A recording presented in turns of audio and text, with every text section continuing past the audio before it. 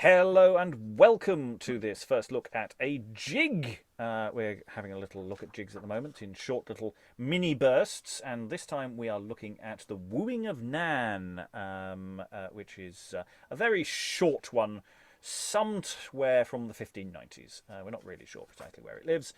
Turns up in Henslow, I think. It's not very detailed. There are quite a few characters, but most of them only get a sort of a verse each. I will ask Rachel if you could read the character of Rowland and the Wench, who I don't think talk to each other. There may be some overlap with some of these characters, we shall see. Lynn, if you could be the friend, please. Friend pops up throughout. Alan, if I could ask you to read Jack and Gent. Again, I don't know if there's some overlap with some of these people. And I will read the Wench's Friend, and I will be the fool, and we'll see what this gives us. This is a much more random text. So Alan, Gent, and Jack. Lynn, Friend, Rachel, Rowland, and Wench. Yeah. So the Wooing of Nan, a thing. Let's see what this jig gives us as a potential for an after-play entertainment. Rowland starts us off, and then there is a friend. Seest thou not yond farmer's son? He hath stolen my love from me. Alas, what shall I do? I am undone. My heart will ne'er be as it was. Oh, but he gives her gay gold rings, and tufted gloves to wear upon a holy day, and many other goodly things, that hath stolen my love away. Let him give her gay gold rings, or stuffed gloves, were they ne'er so sweet, my boy. Or were her lovers lords or kings, they should not carry the wench away. Oh, but it dances wondrous well, and with his dance stolen away her love from me.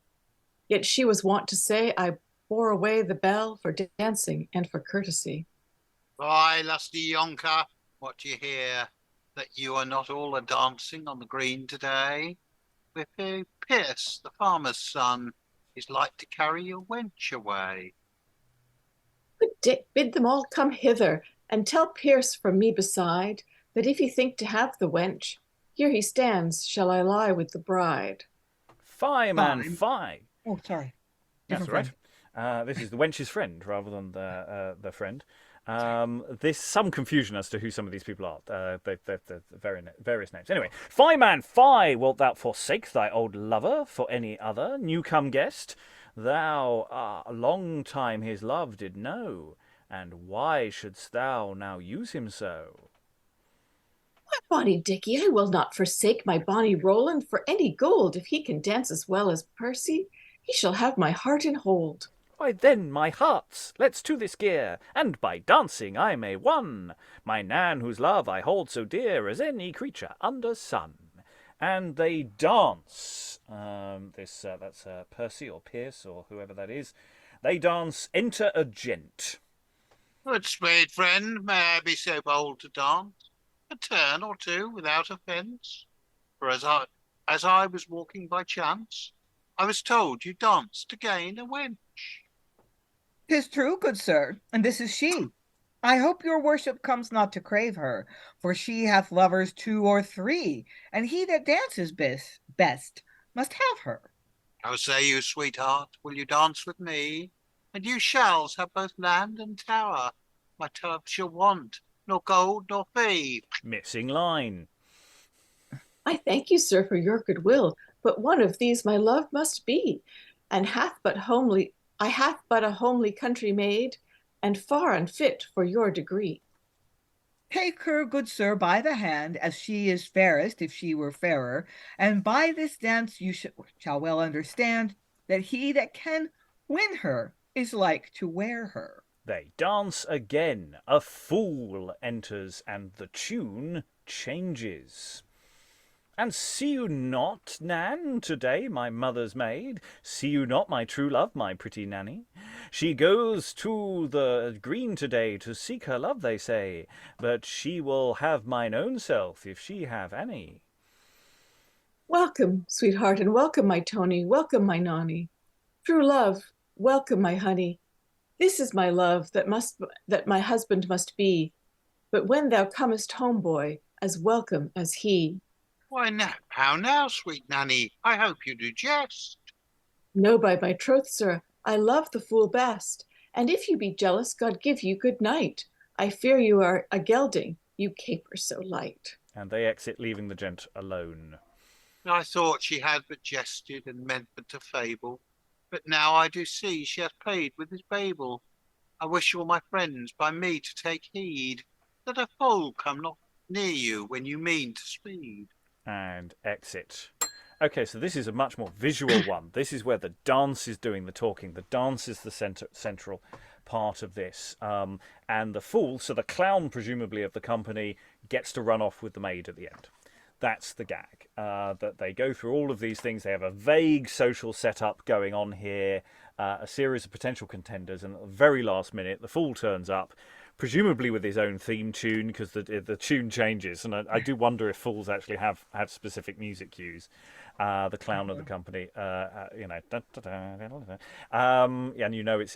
them. A leitmotif, as it were. Yes, exactly. And so and runs off with a wench. I do like the line. I fear you are a gelding, you caper so light. It's just, ooh, that's awkward. That's an awkward. You're not walking away from that one. Because otherwise it's a little confusing at the beginning, because there's all these different speakers and you're not sure whether friend or wench's friend, whether they're one of the other people who's been given a name or not, and there's various people entering and not. So it's slightly unclear, but actually no, it's all about the dance. There's a lot of people probably on stage who get a dance, and once the music's basically worn out, you call on the clown, and the clown's cue plays. Very simple, but actually there's potentially a lot more to this. This is not a, we spent 5 minutes reading that. That could be a lot longer than that. Alan.